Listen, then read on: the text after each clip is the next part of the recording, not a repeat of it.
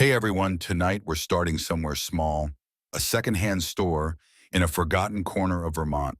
You know the kind, wooden floors that creak like they're whispering secrets, faint smell of lemon polish and dust, and that weird sense that time moves differently under fluorescent lighting. I wasn't looking for anything. Honestly, I was just trying to kill 20 minutes before a dentist appointment. But there it was, a charm bracelet. Not flashy, just a delicate silver chain with a music note hanging off the edge. But here's the thing, I'd seen it before. 18 years ago, my best friend Janie Delcourt wore that exact bracelet. We were 12, and she never came back from our school's annual field trip to Bear Hollow Preserve. 14 kids went missing that day, one teacher. No crash, no bodies, no clues, and not a single public record that made any kind of sense. You might not survive this. So before you get too comfortable, take a moment to like the video and subscribe, but only if you actually enjoy what I do here. Oh, and let me know in the comments where you're listening from and what time it is for you. I want to know who's wide awake with me. Now turn off the lights, maybe turn on a fan for some soft noise, and let's begin tonight's journey together. The bracelet had one of those cheap adjustable clasps and a little tarnish on the chain. Nothing expensive, but the music note, it was handmade. I remembered it because Janie told me her aunt had soldered it for her from a flute key. There's no way two of those exist. I turned it over in my hand and felt my stomach drop. There was a tiny engraving, JD07, Janie Delcourt, 2007, the year she vanished. The woman behind the counter barely looked up when I brought it over.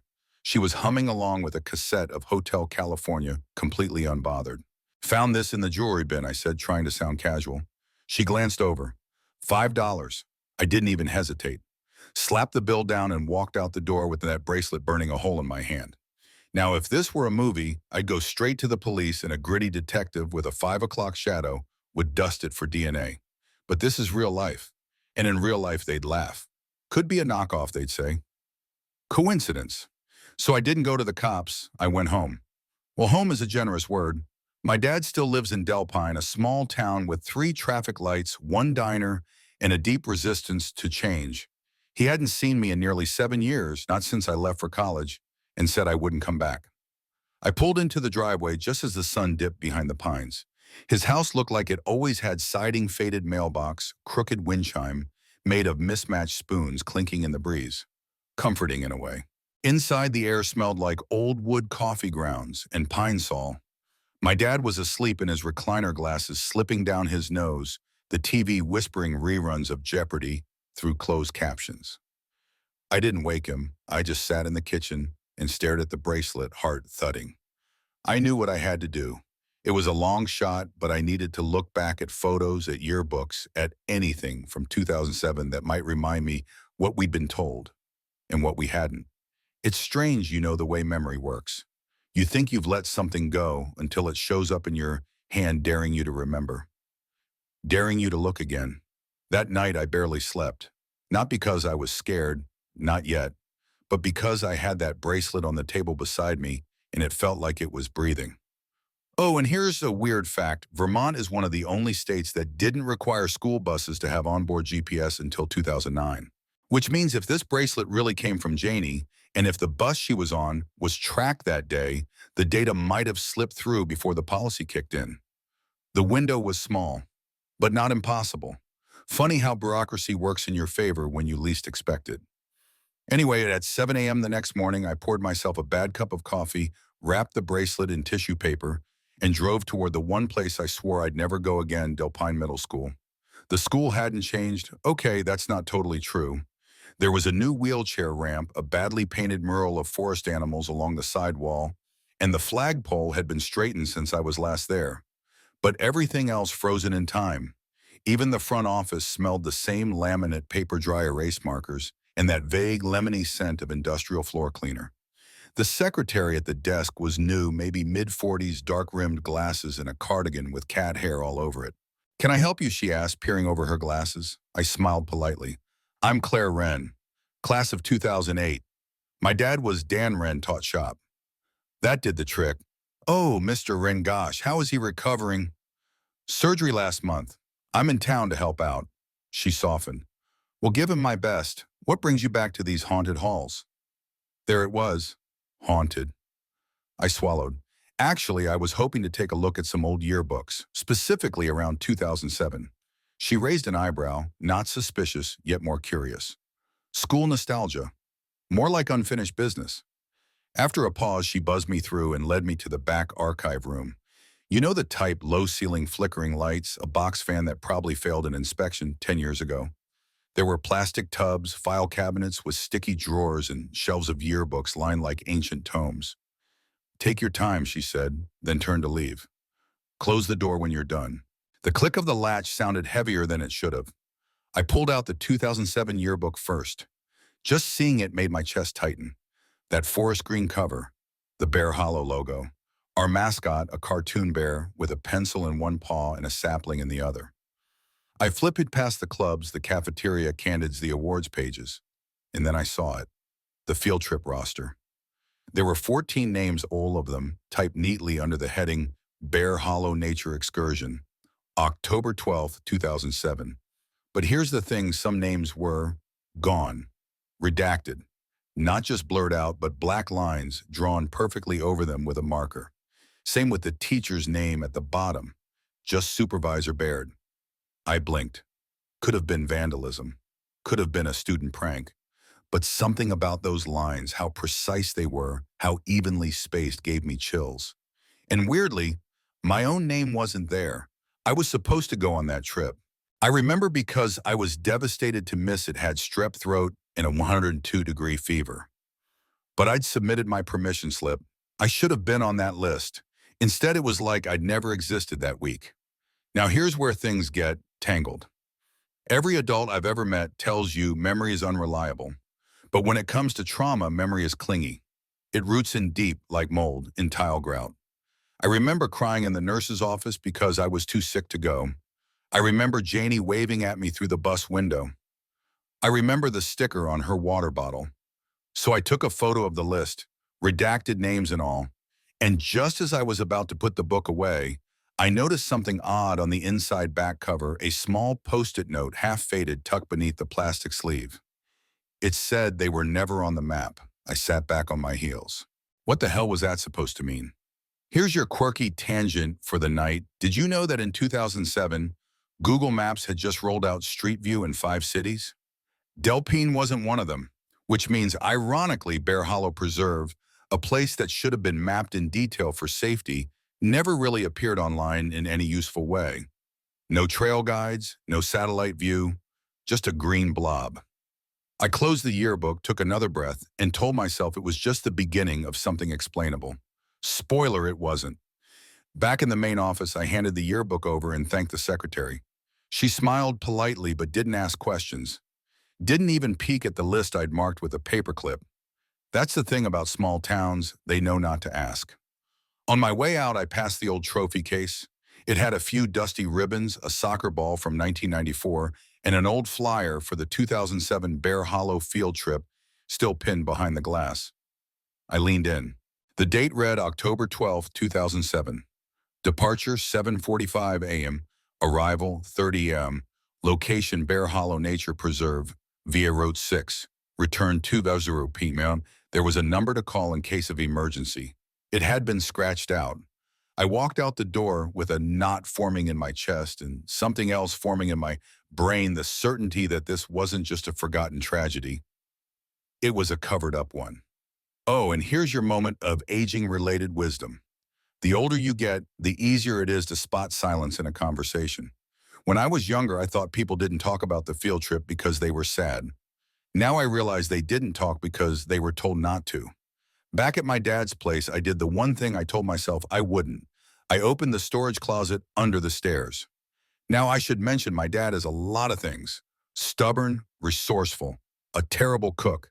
But he's also one of those, don't throw it away, we might need it in 2036 types. So when I pulled out a dusty Rubbermaid bin labeled school stuff, I wasn't shocked to find old lesson plans, parent-teacher newsletters, and a map. Not just any map. A printed trail map of Bear Hollow Preserve, dated September 2007. Laminated, annotated in my dad's handwriting, which is weird because he never went on the field trip. He was supposed to be home that day taking care of me, his sick daughter. I turned the map over and saw a penciled note at the bottom corner. Check foundation area still unstable. That didn't make any sense. What foundation Bear Hollow was a forest preserve? It was supposed to be protected land. No buildings, no construction, just trees, trail markers, and maybe a porta potty. Curious, I cross-referenced the trail name Deer Path Loop in with a couple of old town planning PDFs I found online. And wouldn't you know it, that area had once been the site of a failed visitor center project in the 90s, which got shut down due to land integrity issues. Translation, they built it on top of something they shouldn't have, and then covered it up. I couldn't sleep again that night. I kept hearing little creaks in the hallway and my dad snoring like a dying lawnmower 2 rooms over. At 4:12 a.m., I gave up, made some instant coffee, and packed a flashlight and the map and a stupid amount of snacks. If I was going to Bear Hollow, I wasn't going unprepared. It's weird, right? How going back to somewhere that shaped you as a kid suddenly feels like trespassing. Driving up Route 6 was like watching an old VHS tape, familiar but grainy around the edges. The entrance to the preserve was overgrown, the signage weather-worn, and half obscured by moss. There were no other cars in the lot, no welcome booth. Just a rusted gate held shut with a chain someone had clearly stopped. Locking years ago, I stepped over it. The air was cooler under the canopy, damp and heavy, like it had forgotten how to move. My boots squished against soil that hadn't seen sunlight in a while. Birdsong drifted in from somewhere far off, but otherwise it was quiet. Too quiet. I followed the Deer Path Loop trail as it curved eastward, just like the map said, past an old mile marker. And then, there it was. Not a foundation like a building, more like the ghost of one. A massive concrete slab cracked through the middle like something underneath had shifted. Moss grew around the edges, and in one corner the moss had been scraped clean, revealing a strange symbol etched into the cement. Circular, geometric, faint but intentional. I crouched down, touched it. Still cold. That's when I noticed something else, a small, smooth rectangle embedded near the edge metal like a plaque had once been there. But it was gone now. Just 4 rusted screw holes where it had been ripped off. My gut twisted. I took photos. Not because I thought anyone would believe me, but because I needed proof not just for others, but for myself. And here's your quirky fact for this section in Vermont. It's technically legal to designate land as preserve status, even if it's covering previous development, as long as it's no longer functionally active. Which means, legally speaking, this site could have once been something else, anything else, and no one had to tell the public. As I stood to leave, I caught a flicker of movement in the trees. A shadow. Then gone. Could have been a deer. Could have been nothing. But I didn't stay to ask. I hiked back out faster than I'd gone in heart, thudding the silence pressing harder with every step. And as I reached my car, breath caught in my throat, I noticed something tucked beneath my windshield wiper. A scrap of paper. Folded. One word typed in red ink, enough. I didn't open it right away. I just sat in the driver's seat, staring at my own reflection in the mirror. Hair frizzed from the humidity. Sweat drying cold on the back of my neck, eyes wide and unblinking. Then I unfolded the paper. Blank except for that single word. No address, no name, no fingerprint smudges. It was the politest threat I'd ever received. Here's the aging-related wisdom I picked on me that day. In your 20s, fear feels like adrenaline. In your 30s, it feels like dread, like acid seeping into your joints and whispering you are not supposed to be here. But that's the thing about me. I'm terrible at following directions. I drove straight to the library. I figured if someone had just tried to scare me off, it meant I was finally getting warm, and I've never been great at taking hints. Plus, let's be honest, I'm one of those people who solves anxiety by researching it into submission. If fear is a fire, I pour facts on it. The Delpine Public Library was as sleepy as ever, yellowed bricks flickering fluorescent bulbs, and a community corkboard full of missing pet flyers, yard sale announcements, and one very enthusiastic local conspiracy theorist who posted typewritten notes about secret microwave towers behind the bowling alley. I wasn't there for the towers. I was there for records, specifically anything about Bear Hollow before it was a preserve. You'd be surprised how much town history ends up buried in a cardboard box labeled MSC. The archives room was tucked behind the reference section, and I convinced the librarian, Janet, bless her patient soul, to let me poke around. She warned me not to sneeze too hard near the stacks. These boxes are older than my marriage, she said. I didn't ask how long that was. I found what I needed in a dusty filing cabinet marked 1970-2010. Town council records, building permits, and council meeting minutes typed on actual typewriters. In the October 2007 folder, there was a gap. 3 pages had been cleanly removed, not torn, not folded. Just gone, like someone knew exactly what they were doing. I checked the index. Minutes listed for every week except the one following the field trip. That week was marked unavailable. Water damage from basement flood. Sure, because of course the one week that mattered got flooded. But right underneath that notation, another entry caught my eye, a single line in a back issue of the Delpine Weekly wedged between a propane ad and an elementary school bake sale reminder. Delpine Middle School to resume Bear Hollow field trip after 3-year hiatus. Wait, hiatus. That wasn't something they told us. I scanned the article. Apparently, the field trip to Bear Hollow had been suspended from 2004 to 2006 due to environmental cleanup and trail maintenance. And yet, when we were kids, they made it sound like it was an annual tradition. They even gave us commemorative patches with the year sewn in. Janie had all of hers stitched on a backpack. I remember being jealous. So why the sudden restart in 2007? And why didn't they disclose that the preserve had been closed? Something clicked. I pulled out the photos I'd taken of the slab in the woods, the weird etched symbol, the metal plate holes. I matched it up with a permit form I found in a box labeled Infrastructure Suspended. It was dated 1992. The permit was for a temporary storage unit with subgrade modifications. The location matched the trailhead coordinates. In plain English, there had been a bunker. A literal underground structure, disguised, repurposed, then covered by a fake nature preserve. All hidden under 3 layers of misdirection, failed visitor center preserve, trail, then field trip, site. My skin crawled. Here's your quirky tangent. The U.S. government, through various civil defense programs from the 1950s to 1980s, built hundreds of underground bunkers, many of which were later abandoned, old, or quietly repurposed without any formal announcement. Vermont has at least 4 such sites on public record. That doesn't count the ones marked classified or redacted. I left the library with a stack of photocopies and one big question sticking in my throat. Had our school taken them to a cover-up? I was halfway to my car when I got a text from a number I didn't recognize. Stop digging. You weren't on the list for a reason. I stopped walking, just froze there in the parking lot like a glitch in reality. The phone slipped in my hand. Not a list. The list. The one in the yearbook. They knew who was supposed to go. They knew who didn't. And they knew I wasn't there that day. And now, they knew I was back. I called the number. It rang once, then disconnected. I tried again. This time straight to voicemail. No message. So I did what any rational adult would do after receiving a vaguely menacing message from a shadow number. I went to the only other place that might still have the original trip roster. The school district office. I showed up unannounced with a crumpled copy of the field trip flyer and a smile that said, "I'm harmless," and possibly a little unhinged. Which, to be fair, wasn't inaccurate. The woman at the front desk blinked at me. "I'm doing a little freelance research on historic field trips," I said. "Sort of a community piece." She narrowed her eyes. "For which paper?" I panicked. "The Mornington Historical Society." God bless the power of specificity. She nodded slowly. "We don't keep permission slips that old. But there might be a box of student transport records. In the back." "I'll check." She was gone for 6 minutes. I counted. When she came back, she handed me a manila folder labeled Bus Route Assignments, Octia 2007. Inside were several forms all hand-initialed.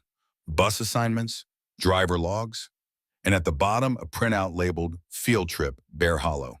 Bus number 12, Alan Baird, Temp Hire. Baird, the teacher who disappeared after the trip. There was an asterisk next to his name with a note cert not confirmed. Override requested. Override. Someone overrode the system to let him drive that bus. Here's your moment of aging-related wisdom. When you're young, red flags feel like mysteries. When you're older, they feel like receipts. Someone had authorized Baird. Someone who knew he wasn't certified. Someone who made sure that day happened exactly as it did. And someone was still watching the fallout. I drove straight to the only person I knew who might still remember, Baird Margaret Harker. She'd been my dad's colleague at Delpine Middle, taught English, lived in a tiny blue cottage on Pineview Hill, and always smelled like lavender and chalk. We hadn't spoken since I left town, but I remembered she was the only teacher who'd ever raised questions publicly after the disappearance. Her house looked like time had been gently kind to it, garden overgrown in a poetic way, mailbox painted with faded sunflowers, wind chimes made from old silverware. I knocked twice. The door opened just a crack. One sharp blue eye peeked out. Then she opened it wider. "Claire Wren," she said, as if it were both a greeting and an accusation. "Hi," I replied, holding up the manila folder like an apology. "I've found something. I think you're the only person who will understand it." She stepped aside without another word. Inside, it smelled of tea leaves, books, and warm dust. Her living room was a shrine to forgotten knowledge, stacks of encyclopedias, a wall of VHS tapes, a record player with a Fleetwood Mac album still turning slowly as if no one had remembered to stop it. "I have questions," I said. "You always did," she murmured, gesturing for me to sit. I showed her the bus roster. Her face tightened. "He wasn't supposed to drive," she said immediately. "Alan Baird. He was a last-minute sub. Science teacher. Quiet. Too quiet." She stood and pulled on me with something from a drawer, a small, dusty VHS cassette labeled Field Trip Footage. "October 12, 2007. I kept this," she said, "because it didn't feel right." We found her old VHS player under a pile of knitting patterns. She fiddled with the wires like a magician resurrecting a dead machine, and after a few clicks and static pops, it worked. The footage was grainy, time-stamped clearly from the school's old security system.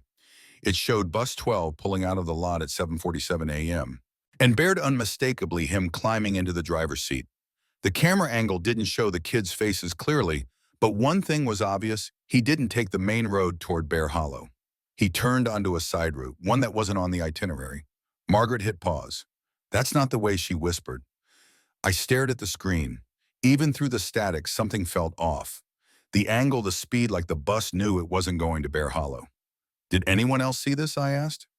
She shook her head. I didn't share it, didn't trust the board. And then everything went quiet, like someone poured cement over the whole town. I took a photo of the paused screen, the timestamp, the license plate. Evidence. Proof. And here's your quirky fact for the night: Vermont law didn't require school bus drivers to be certified for field trips if they were considered on-campus events, which allowed loopholes for short-distance hires. Basically, a district could hire a temp to drive a bus full of kids as long as the event wasn't overnight. That loophole was closed in 2009. We sat in silence for a long time. Finally, Margaret said, "You know what you're doing, right?" I nodded. No one wanted this story told then. They sure don't want it told now. I didn't say anything, just stared at the screen, at Baird's hunched posture, his hands clenched on the wheel. Like he knew. Like he'd already made the decision. That night, I updated my notes. Confirmed Alan Baird drove Bus 12 on October 12, 2007. Route taken was off itinerary. Driver was uncertified, override confirmed. VHS footage, timestamp 7:47 a.m. No record of arrival at Bear Hollow. No return route logged. No kids came back. But here's the part that chilled me: the footage ends at 8:14 a.m. Exactly when the bus's GPS last pinged. After that, nothing. Silence. Here's the aging and related wisdom I learned while watching that tape. There comes a moment in every adult's life when you stop asking for the truth and start tracking it. Like a bloodhound with a worn photograph. You don't need permission anymore. Just proof. I was done asking. I couldn't shake the timestamp. 8:14 a.m. That moment had lodged in my brain like a sliver of glass, small, sharp, and impossible to ignore. So I went hunting for what came after it. The only place that might still have records from that era was the Vermont Department of Transportation. Now I knew there was no chance I'd get a call back just by leaving a voicemail. But I tried anyway, using my friend's freelance journalist title like a magic key. Surprisingly, someone picked up. "Vermont DA, this is Drew Langley." I froze, then recovered. "Hi, this is Claire Wren. I left a message earlier about bus GPS logs from 2007. A pause. Then, You're asking about Delpine, right? My throat tightened. Yeah, bus 12, October 12th, 2007, Langley sighed. Not annoyed, more like resigned. Hang on. Clicks of a keyboard. Silence. Then he said something I didn't expect. We logged 2 pings. I blinked. 2-1 at 8:14 a.m. Right where you'd expect, near Bear Hollow Preserve Trailhead. But then, another pause. Second ping happened at 3:17 a.m. the next day, roughly 15 miles north. A place called Old Raylard. Old what? It's a decommissioned railway stop. Forest swallowed most of it. Technically off-grid. Could the GPS have glitched? Langley hesitated. Glitches don't usually change location like that. He emailed me the satellite snapshot. It was grainy, pulled from an archived image database. But there it was, a long, narrow shed, partially collapsed rust bleeding down the side. No roads leading to it, just a thin access path overgrown with pine and bramble. My stomach dropped. I didn't even change clothes. I grabbed my boots, my flashlight, my charger, and the stupid tin of gas station mints I hadn't touched since I got to town. Then I drove. Route 7 gave way to gravel, and gravel gave way to dirt. I parked when the path became too narrow for my car, shouldered my backpack, and walked. Birdsong fell behind me. Trees closed in. Even my breathing sounded too loud. After 20 minutes of hiking, the shed emerged hunched like an animal back broken under decades of weather. The door hung loose, one hinge rusted clean through. Inside, it smelled like wet iron and soil. Nothing moved. But their tire tracks. Faint, shallow, but unmistakably recent. I followed them across the cracked concrete floor to a square outline I hadn't noticed before. A trap door, metal bolted shut with a chain that looked like it had been snapped, not unlocked. Torn, bent backward. Someone had forced it open. I dropped to my knees, flashlight trained on the edges. Scratches in the rust. Boot prints, small like a child's. And etched into the corner of the hatch beneath the grime, BHP-12 Bear Hollow program. My lungs seized. I took photo after photo. Tire tracks, the door, the markings. My hands were shaking so badly that I had to wedge the phone against the floor to get steady shots. Then I texted Elias Boone. Elias is one of those internet archivist weirdos you pray you'll never need, but thank God you have when the moment comes. He runs a private server that mirrors government site data before deletions can happen, kind of like a paranoid librarian with a backup of everything. I sent him the GPS coordinates, the photos, the timestamp, and 2 words, "Confirm source," he replied instantly. "Working on it. Also, be careful," which, let's be honest, was not a comforting thing to read while kneeling over a trap door in the middle of nowhere. Here's your quirky tangent. A surprising number of decommissioned rail stops in the U.S. were repurposed for civil contingency storage in the 1980s and 90s. Most were sealed and forgotten. But some, the ones tied to educational consortiums and vague grant-funded research, weren't so innocent. I didn't open the hatch that day. I knew I needed backup. Instead, I documented everything, double-checked my GPS logs, and carefully, very carefully made my way back to the car. On the way out, I passed a camera, old, mounted on a tree, covered in moss, but its lens clean, watching. I stopped breathing for a full 5 seconds. Then, without breaking stride, I reached into my pocket and snapped a photo of it with my phone held low. Then I got into my car, locked the doors, and drove away like the woods were on fire behind me. That night, I couldn't sleep. Not because I was afraid of being watched, because I knew I had been. And for the first time since I started this, I felt like I was walking into someone else's memory. A memory they didn't want remembered. Here's your moment of aging-related wisdom. As a kid, you think secrets are things people tell you. As an adult, you learn the truth. Secrets are the things that make people go quiet when you walk in the room. The next morning, I woke up to 3 things: stiff legs from hiking, a sore neck from sleeping on my dad's ancient couch, and a voicemail from Elias. "Claire," he said, "and when Elias skips the dumb nickname he has for you, something's wrong. You are gonna want to sit down." He'd pulled the metadata from the GPS ping logs I sent him. The signal from Bus 12 had indeed reactivated, but not from any satellite he could find on record after 2012. The bounce came from something local, a microcell uplink logged to a repeater station that had been decommissioned in 2011. In simpler terms, someone had turned the system back on manually at 3:17 a.m. on government property, in a shed with a trap door. My fingers went cold. Then he added, and that site, it's got a paper trail, kind of, from a thing called BHP-27. I stared at the name. BHP, Bear Hollow Program, classified under Educational Neuroadaptive Research, Elias explained. But nothing recent. Most entries go cold around 2008. There's mention of student trials, auditory imprint testing, dissociative modeling. Creepy stuff. Then he said something that still makes my stomach turn. There was an exit report filed in 2009. Marked cycle complete. Assets reassigned. Site decommissioned. I asked him what assets meant. He was quiet a long time. Then I think it meant the kids. I hung up. Not because I was mad, because I couldn't breathe. I needed answers. Real ones. So I went back to Bear Hollow. Not to the trailhead this time. To the back access road. The one from the VHS footage. I pulled up the old satellite image again, matched the curve of the trees, found the rusted mile marker. It led me off-road past a sagging fence and a sign bent sideways that read, "Property of US Environmental Testing. No entry." My breath hitched. The woods beyond were dense, twisted. Branches clawed like fingers.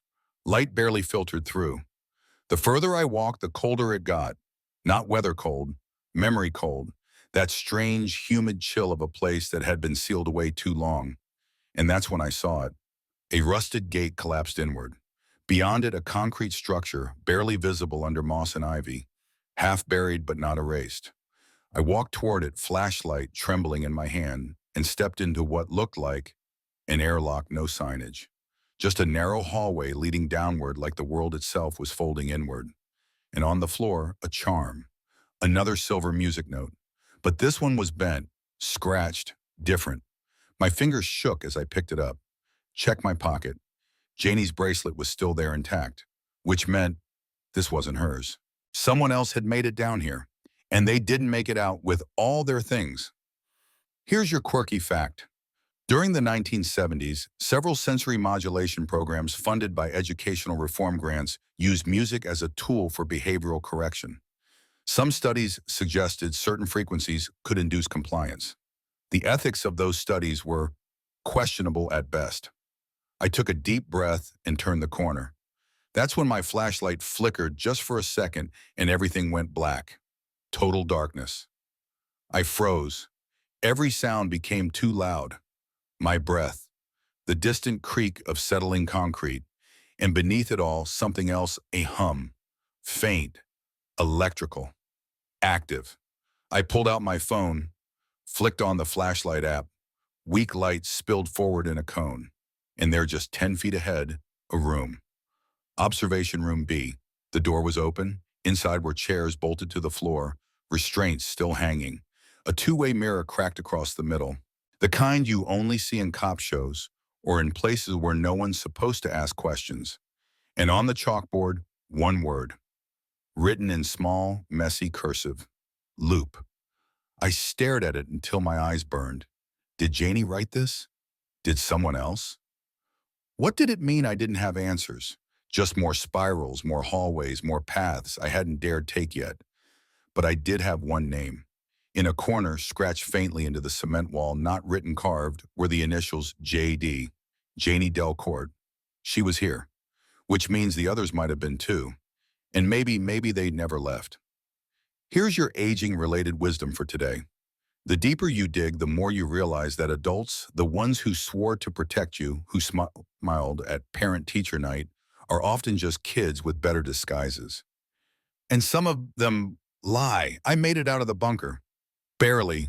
I don't mean some Hollywood chase scene with sirens and alarms. I mean something worse. That gut-deep dread that turns every breath into a countdown and every footstep into a risk. I retraced my path out of observation room B, stepping carefully, retracing the flickering arc of my flashlight until the corridor narrowed again. No movement, no sound. But I swear the temperature dropped another 10 degrees. I didn't look back. I emerged into the woods like I'd just been born again, damp, shaking lungs filled with air that felt wrong, too fresh, too loud. By the time I got back to my car, it was past 3:00 a.m. There was something sitting on my windshield. No, not a message. A photo. It was printed on glossy paper. Surveillance style, black and white. My face from earlier that day standing outside Margaret Harker's house. I don't scare easily. I've been mugged in a subway bathroom. I've driven through a Vermont blizzard on bald tires. But this scared me because it meant someone had been following me in town. They knew where I lived, where I went, who I talked to. I flipped the photo over, nothing written, just another silent warning. So I drove. Nowhere in particular, just away. Gas station, coffee, and open roads.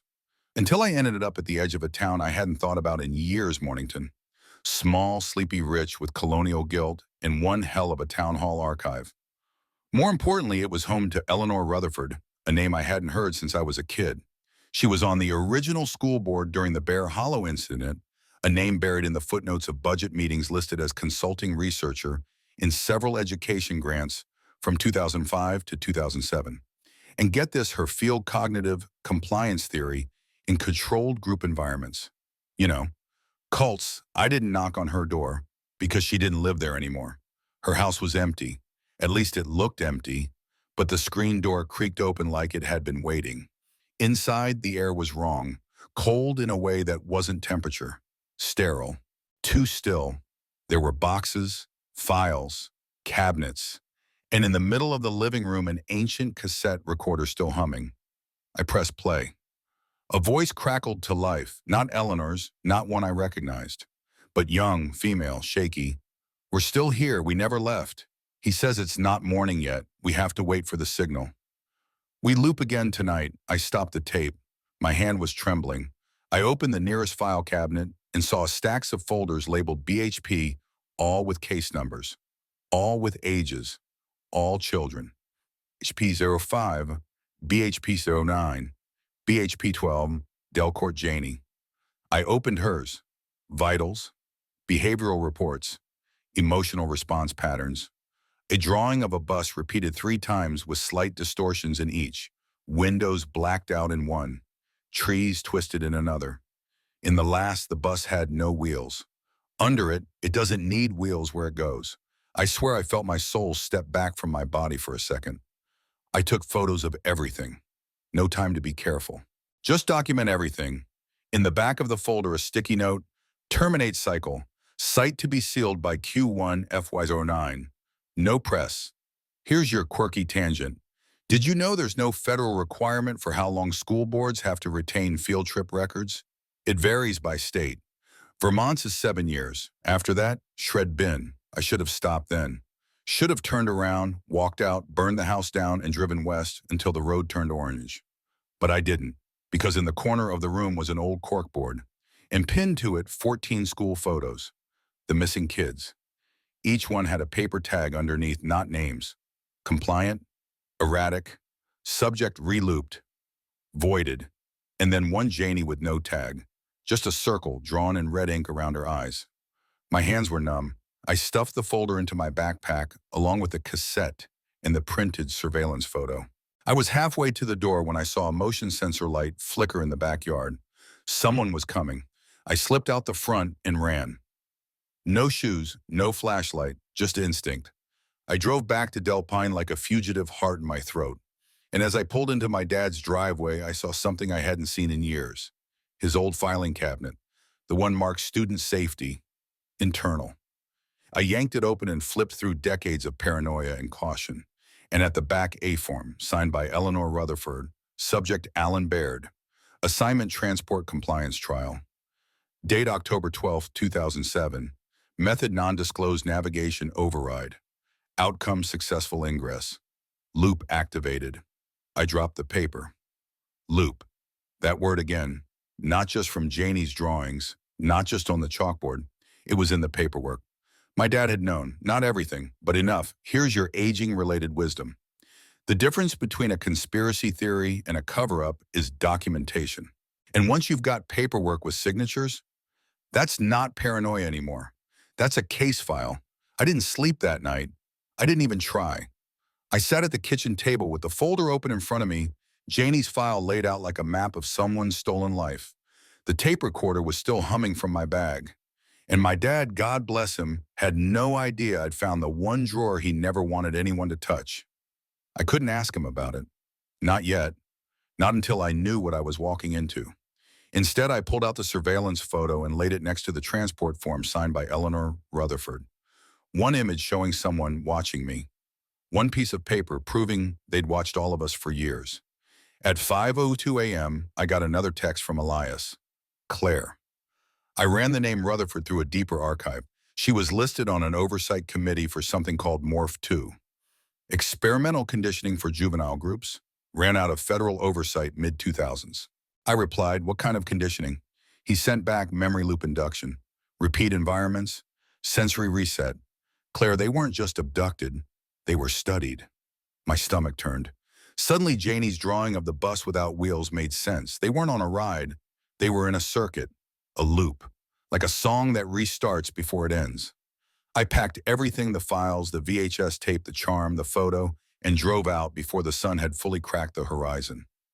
I didn't know where I was going, only that I needed to see it again, to make sure it was real. Back at the rail yard, the trap door was still there, but someone had placed a chain back through the bolt. Fresh, no rust, locked. I stared at it for a full minute before I heard footsteps crunch behind me. I turned, heart in my throat. It was Rye Calder, an old friend of my dad's, former maintenance guy at the school district. I hadn't seen him since graduation, but there he was in a faded hunting jacket and holding a thermos, like nothing had changed. You shouldn't be here, he said, voice low. I swallowed. Neither should you. He smirked. Fair. We stood in silence for a moment, the trees whispering things neither of us wanted to hear. Then he said something that knocked the air out of me. You're the second one to come back. What do you mean 6 years ago? Guy named Hunter Bly, journalist, said he was writing a book on lost field trips. Same questions, same file digging. He made it as far as the slab. Then he disappeared. Disappeared, Rye nodded slowly. Sheriff said he left town. But I saw his car parked behind the old diner for 3 days. Never moved, never unlocked. I felt cold bloom in my chest. What happened to him? Rye looked at me. I think he found the bus. I don't know what possessed me then. Maybe fear, maybe rage. But I pulled Janie's charm from my pocket and held it up to Rye's face. She was my best friend, I said, and they buried her under paperwork, under trees, under lies. Rye didn't flinch. He reached into his coat and pulled out something wrapped in plastic. An old clipboard, driver assignments, bus schedules. October 2007, bus 12, initials A.B. Allen Baird. But next to it in red pen, override approved by ER, Eleanor Rutherford. Rye looked away. I shouldn't have kept this. But I knew the truth wasn't going to survive in a filing cabinet. I took it from him gently, and there it was, undeniable. A direct line between a missing substitute teacher, a school board researcher, and a busload of vanished children. Here's your quirky fact in behavioral loop theory as tested in both educational and military settings.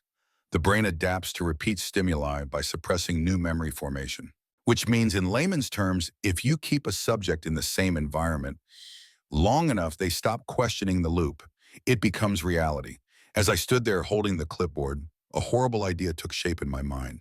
What if the kids never realized they were gone? What if Janie still doesn't? I looked at Rye. I need to go back in. He didn't argue, just handed me a key, old, rusted. Don't stay too long, he said quietly. It's not the dark you have to worry about. It's forgetting how long you have been in it. I didn't answer. I walked back toward the trap door, slid the key into the lock, and heard a soft, stubborn click as it opened. The darkness below exhaled, and I stepped inside. Here's your aging-related wisdom. The past doesn't rot away. It waits. And sometimes it leaves a light on just in case someone finally decides to come looking. The air changed as soon as I stepped below. It wasn't just colder, it was heavier. Like I'd walked into a room underwater where each breath cost more than the last. My flashlight beam bounced across rusted pipes, peeling walls, and old signage half covered in dust. Words like orientation compliance wing and quiet zone painted in block letters. The paint was chipped but legible. I felt like I had entered a school that had been built in a nightmare and forgotten by morning. The corridor sloped downward, gradually at each first and then more steeply. I passed a row of small rooms, each with its own window and a bolted desk, like classrooms. But there were no chairs for students, only one. Each room had a single chair fixed to the floor facing a two-way mirror. A speaker was embedded in the wall, old and cracked with wiring exposed like veins under skin. And above each speaker, a number.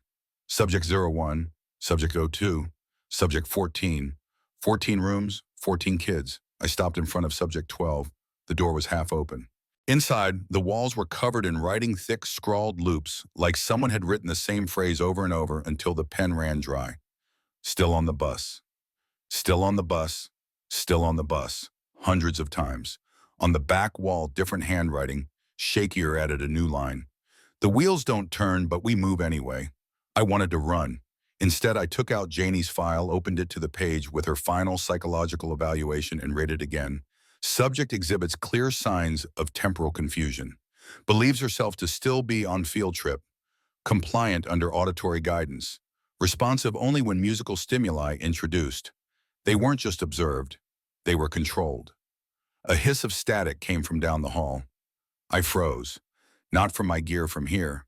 Speakers, one of them far down the corridor, had clicked to life. It played a melody. 3 notes. Soft. Familiar. A child's song.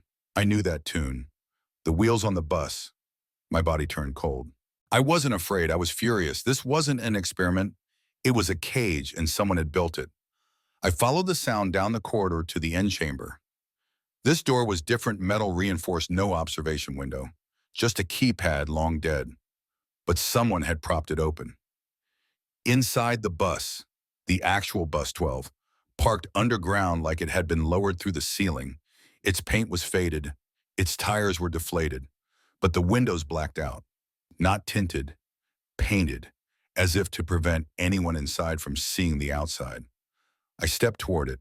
The doors opened with a long creak, automatically. My hands trembled as I climbed the steps.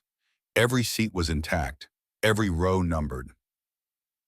And in the third seat on the left, Janie's music note charm. Not the one I'd found, another, a second, a third.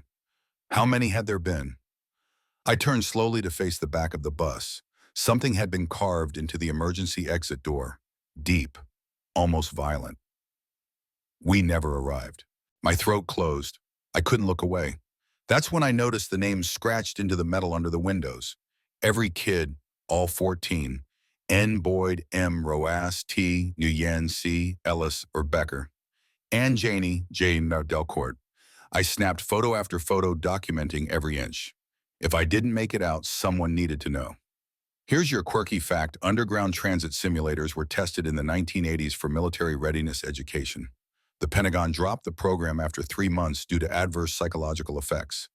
But the private sector, they kept going, quietly, under contracts labeled behavioral environment conditioning. Sound familiar? I stepped off the bus and turned to leave, and that's when I saw it.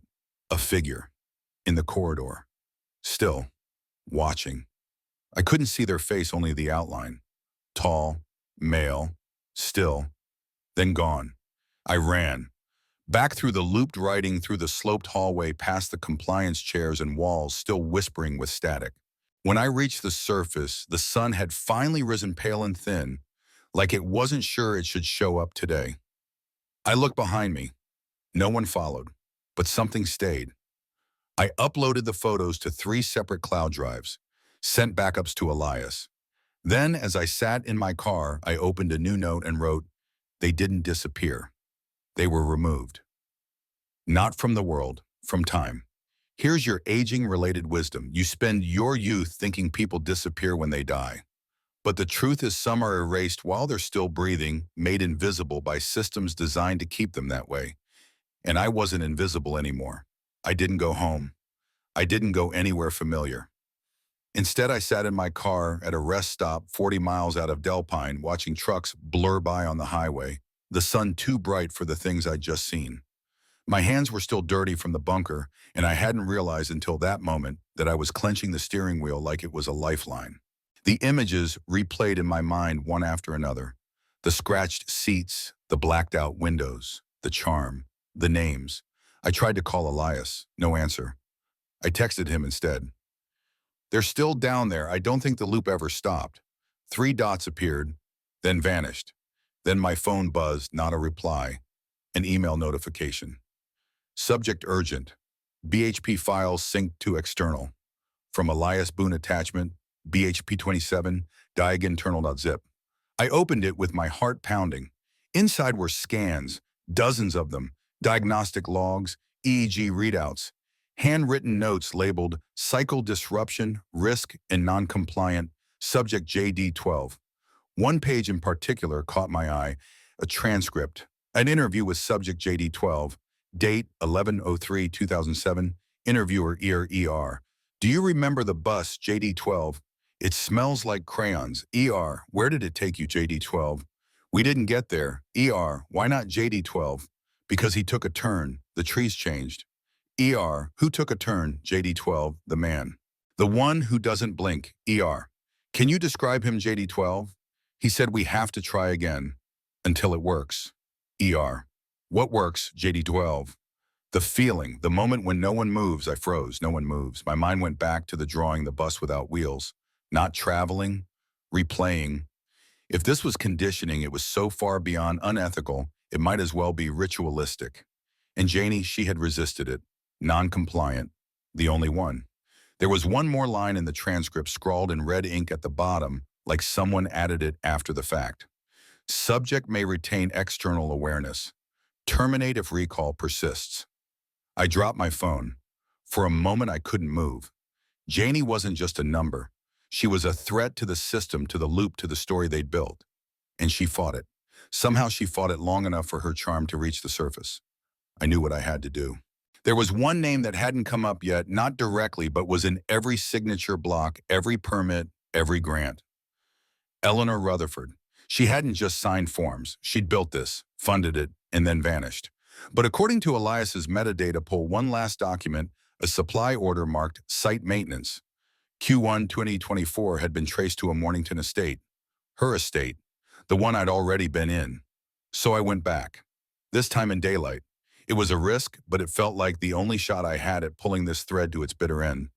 I parked a block away, walked through backyards, jumped 2 fences, and slipped in through the cellar. The place was quiet. Too quiet.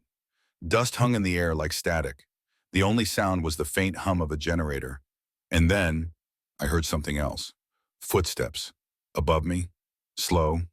Deliberate. Heavy. I moved silently through the basement toward what looked like an old walk-in freezer. Inside were metal shelves, not with food but tapes. Hundreds of them. Labeled by number not name. BHP 01 through BHP 14. Each with a date, repeating every 7 days, over and over and over. I pulled the one marked BHP 12 loop final and slipped it into the small tape player sitting on the shelf. Janie's voice came through, faint but determined. If you're hearing this, I remember. I remember the bus. I remember the loop. I remember the man who doesn't blink. I remember the door that never opens. And I remember you, Eleanor. The tape crackled, then stopped. She remembered. She fought. And she left a breadcrumb. I turned to leave and stopped cold. At the top of the stairs, silhouetted by sunlight through torn curtains, was a figure. Short gray hair, long coat, a cane in one hand, a syringe in the other.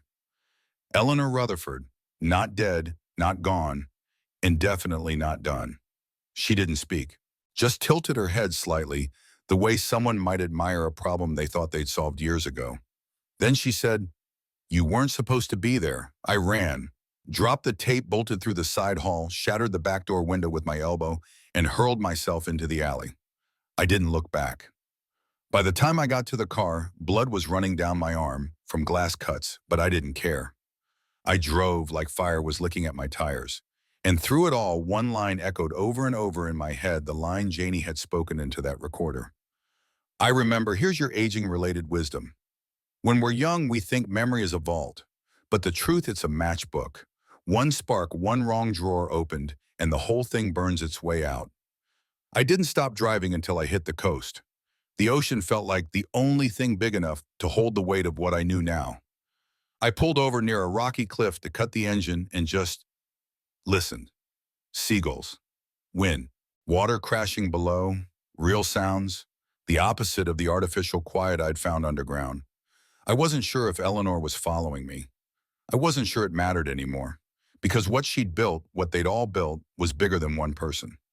It wasn't just a loop in space. It was a loop in accountability. Erase the data, hide the bodies, reassign the records. Cycle complete. I opened my backpack, Janie's file, the surveillance photo, the clipboard Rye had given me, the burned cassette, all of it spread out like a funeral arrangement for the truth. But it wasn't complete. There was still one thing missing, the entry point. That bus didn't just vanish, it transitioned from one world to another, from the field trip into the loop. There had to be a marker, and I knew who might remember where. My dad. I hadn't told him anything yet, partly because I didn't want to hurt him, mostly because I didn't think he'd believe me. But when someone keeps a file labeled internal only, student safety for 17 years, it means they know more than they let on. So I drove back to Delpine one last time. He was in the garage pretending to fix a lawnmower that hadn't worked since Bush was president. When I walked in, he didn't look up. "I know where you've been," he said softly. I stopped in my tracks. He wiped his hands on a rag. That old rail yard, the foundation slab, even the bunker. "You found it all. You knew." He nodded once. I didn't know everything, but enough to know something was done. Something wrong, something quiet. He looked older than he had yesterday, like the years he'd kept locked away were catching up all at once. "I didn't sign off on that trip," he said, "but it went ahead anyway." Who approved it? He met my eyes. The board, Rutherford, the ones who called it an educational opportunity. But the route was changed. Last minute, no one told us. "You mean no one told you?" He exhaled through his nose. "I had my suspicions, but after the bus didn't come back, they locked everything down. Said it was a GPS failure. Said the mountain roads were unstable. Then the sheriff called it a tragic accident. No investigation, no press conference, just silence. And you stayed." "I had to," he said. "For you." We were quiet for a long time. Then I asked the one question I'd never dared ask before. "Did you know Janie was still alive, that she might still be somewhere?" His face broke. Not into tears, into truth. "I hoped," he said, "but hope is a dangerous thing when the people in power get to define what alive means." He walked over to his workbench, pulled open the bottom drawer, and handed me something. An old laminated map. Not the trail map, not the district bus route. This one was hand-drawn. It showed a fork in the road just past the Bear Hollow access, one path labeled Loop Trail, the other fire access route, and scrawled next to the access road in my dad's messy handwriting, "Bus turned here." He circled it with red ink. October 12th, 2007, 7:48 a.m. That was it. That was the turn. That was where everything changed. I folded the map and placed it back in my bag. Then I hugged my dad. He held me tighter than he had in years. As I turned to leave, he said something that still sticks with me. "If you're going to go back, go as someone who remembers." "What do you mean loops only hold power over the people who forget they're in one?" Here's your quirky fact. In linguistics, the term analepsis refers to a literary flashback, a disruption in narrative time. In behavioral science, it refers to an individual who becomes unstuck from a repeated pattern. Both fields agree once you're aware, the cycle loses control. I didn't have weapons. I didn't have backup. But I had something better. Memory. Real, raw, inconvenient memory. And now I was going to bring it where they tried to bury everything else. Back to the place the bus disappeared. Back to where the trails split. Back to where Janie stopped being a girl and started becoming a ghost. Here's your aging-related wisdom. They say time heals all wounds. But sometimes time's the one holding the knife. The road to Bear Hollow looked different now. Not because it had changed, but because I had. Every curve whispered secrets I couldn't unhear. The pines lining the road leaned just a little too close. The gravel crunched under my tires like it was trying to get my attention. I reached the turnoff, the one from the map my dad gave me. No sign, no gate, just a worn dirt path winding into the forest, half covered in fallen leaves. I parked the car at the fork, stepped out, stood still. It was quiet, the kind of quiet that presses into your ears until you swear you can hear your own blood moving. I tightened my backpack straps and started walking. About a quarter mile in the air shifted. The temperature dropped. The trees grew denser, curling overhead until the path was cloaked in shadow. No bird song, no rustling leaves, just a stillness that felt like observation, like the forest was waiting. Then I saw it, a clearing. At the center, sunken into the earth like an open mouth, was a concrete circle, cracked, overgrown, but unmistakably deliberate. A hatch lay in the middle, its bolts rusted, its hinges warped. I recognized it instantly, the original entrance to the lower level beneath the rail yard. Only this one wasn't sealed anymore. It was ajar. Someone or something had gone back in. I pulled out Janie's bracelet, holding it in my palm. It buzzed with memory, with presence, with defiance. I slipped it onto my wrist and descended. No flashlight this time, only instinct. The tunnel was shorter than the others, more narrow. My hands brushed along damp, moldy walls. I followed the incline downward until it opened not into the cold steel of a bunker, but into something else entirely. A chamber, circular, like a planetarium if a planetarium were designed by someone who feared daylight. The walls were lined with monitors, dark now, and beneath them seats. 14 of them, all facing inward. In the center stood a bus seat, just one, like a throne, facing no screen, no window, just space. And surrounding it, markings, symbols, loops carved into the floor, one after another, spiraling in toward the center seat. I stepped inside the circle. Immediately the air changed. The silence folded in on itself. My ears popped, and I heard it. Music, faint, familiar. The wheels on the bus go round and round, only slower, distorted, not mechanical, human. A child's voice, singing alone. I turned, and there she was, Janie, or someone who looked like her, sitting in the center seat, staring forward, not blinking. I stepped closer. Janie, I whispered. Nothing. I knelt in front of her. Her face was older, not by much, 17, 18, but her expression was empty, like someone had left the lights on but taken the soul. I reached out slowly, gently touched her hand. She flinched. Her eyes snapped toward me. She blinked.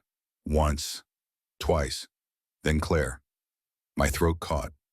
Yes, I whispered. It's me. I found you. Tears filled her eyes. But she didn't cry. She gripped my wrist, hard. You can't be here, she said.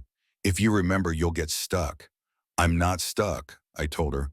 I came with everything. I came with your voice, your file, your name. I remember you. She shook her head. They started again if we remember too loud. The loop restarts. The rooms fill up again. We disappear. You don't have to disappear, I said. We can end this. We can go. She looked at me like I'd offered her a spaceship, like the idea had never even occurred to her. That's when a sound echoed behind me. Footsteps. I turned and saw nothing. But Janie was shaking. They're here, she whispered. The ones who don't blink.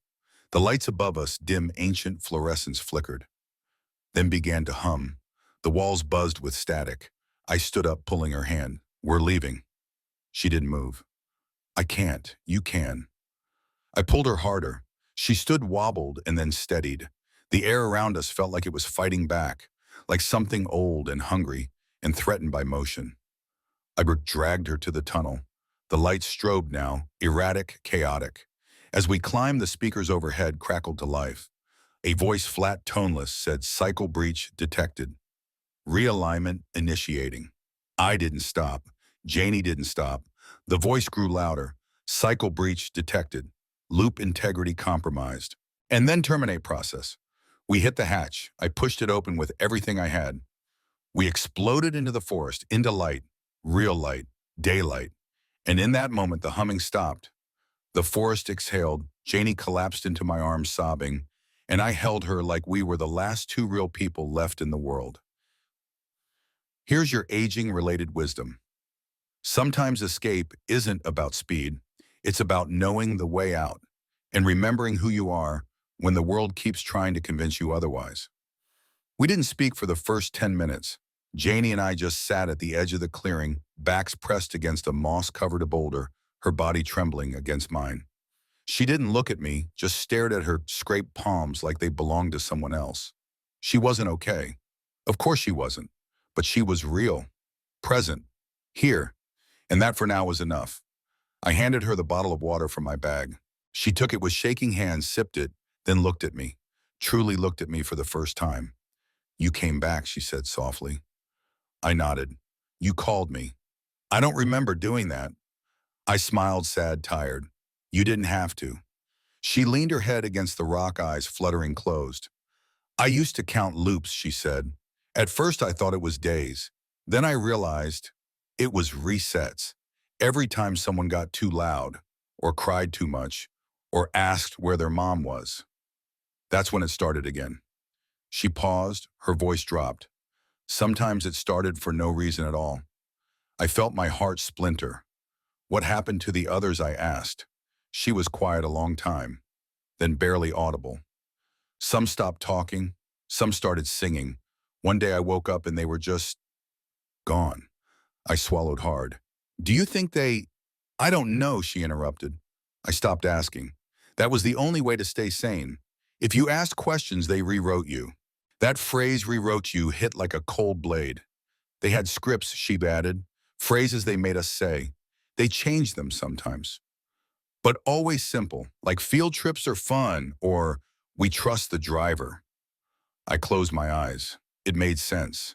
Control through repetition, compliance through language, loop reinforcement through childlike affirmations. It wasn't science, it was conditioning. I opened my backpack, took out the manila folder, and handed her the file with her name on it. She hesitated, then opened it. Her hands stiffened as she flipped through each page. EEG charts, behavior assessments, sedation logs, photocopied drawings she didn't remember making, and finally the termination notice. She didn't cry. She just said, "They called me a system fault." I shook my head. "They were scared of you." "Why?" "Because you remembered." Her lips twitched, not quite a smile, something more tragic. "I didn't remember you, not until just now. You remembered enough to survive." We sat there letting the forest speak. The birds had returned. Wind rustled through the canopy like an old lullaby. Finally, she whispered, "They're going to come after us, aren't they?" "Yes." She nodded as if she'd already accepted it. "I don't want to run again, then we won't."